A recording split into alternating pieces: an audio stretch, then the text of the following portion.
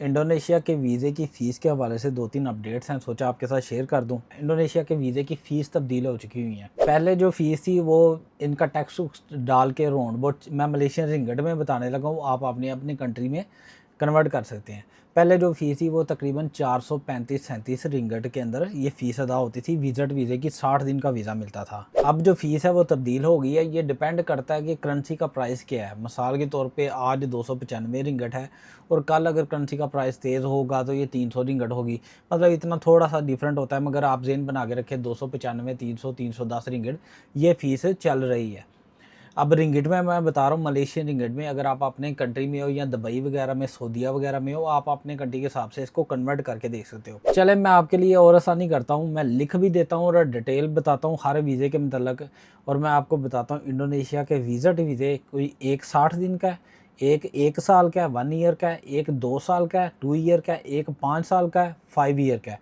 ये सब की मैं डिटेल्स बताता हूँ और सब के मतलब डिटेल बताने से पहले एक चीज़ क्लियर कर दूं। मज़े की बात ये है कि सब के लिए उन्होंने स्टेटमेंट जो मांगी है ना, बैंक स्टेटमेंट आपकी 2000 यूएस डॉलर के इक्वल होनी चाहिए। लास्ट 3 मंथ की बैंक स्टेटमेंट आपने सबमिट करनी है और आपकी स्टेटमेंट के अंदर 2000 यूएस डॉलर के बराबर करेंसी होनी चाहिए।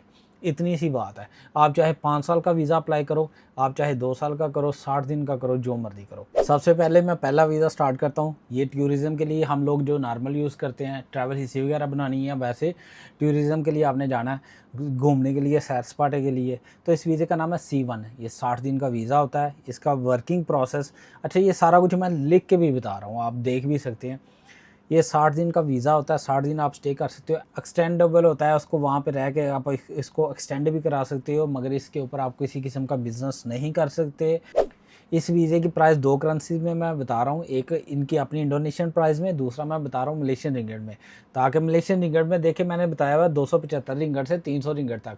ये इसलिए मैंने लिखा है, ये करेंसी की प्राइस जैसी अप डाउन होती रहती है, वीज़े की भी प्राइस आपके जो कटेगी आपके कार्ड से वो अप डाउन ही होगी, उसी हिसाब से प्राइस कटेगी।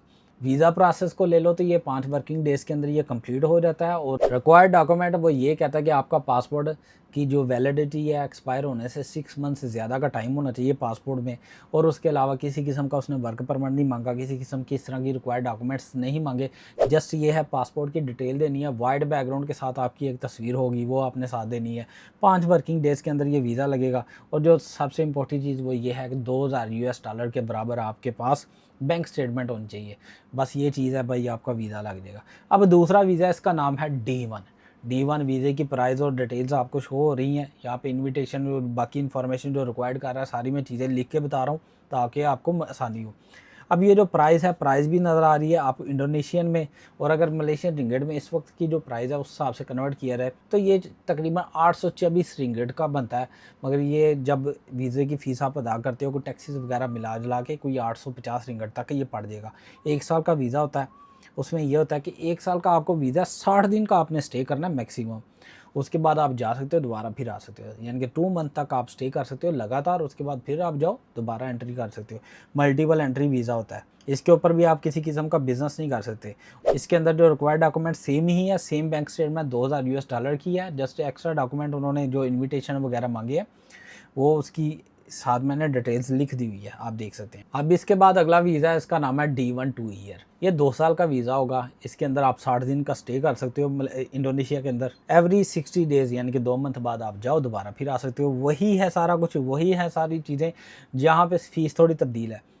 अब इसकी फ़ीस मैं इंडोनेशियन में भी बता रहा हूँ, 50 लाख के करीब इंडोनेशियन इसकी फ़ीस है। और मलेशियन रिंगिट में ये तकरीबन 1374 रिंगिट का पड़ जाता है। जब आप इसको टैक्स वगैरह पे करके आप अदा करते हो, आप ज़हन बना के रखो 1450 रिंगिट कम से कम होगा इसकी प्राइस। 2 साल का वीज़ा होगा। ये जितने भी आपको वीज़े मैं मेंशन कर रहा हूँ ना आज विज़िट वाले, इनमें से किसी वीज़े के ऊपर भी आप वहाँ पे बैठ के सेल नहीं करोगे, काम नहीं करोगे। तो कोई चीज़ मिसाल के तौर पर दुकान खोल के बैठ जाओ, ऐसा कुछ नहीं है, क्योंकि ये विज़िट के वीज़े हैं। अच्छा, रिक्वायरमेंट्स वही हैं, 2000 यूएस डॉलर की बैंक स्टेटमेंट होगी और सारा कुछ वही है। और मज़ीद जो रिक्वायरमेंट्स है सारी मैंने लिख दी हुई हैं, आप देख सकते हैं। अब इसके बाद नेक्स्ट वीज़े के ऊपर मैं आ जाता हूँ। इस वीज़े का नाम है D1 5 ईयर। ये 5 साल का वीज़ा है। इसके अंदर भी 60 दिन का आपने स्टे करना है, उसके बाद फिर चल जाना, फिर वापस आ जाना है। और इस वीज़े की जो प्राइस है ये राउंड अबाउट 1 करोड़ इंडोनेशियन میں پرائز ہے جو میں لکھ کے دی ہوئی ہے، اب میں اس کو کنورٹ کرتا ہوں ملیشین رنگٹ میں. یہ ملیشین رنگٹ میں تقریباً 2748 رنگٹ بیسک میں بن جاتا ہے.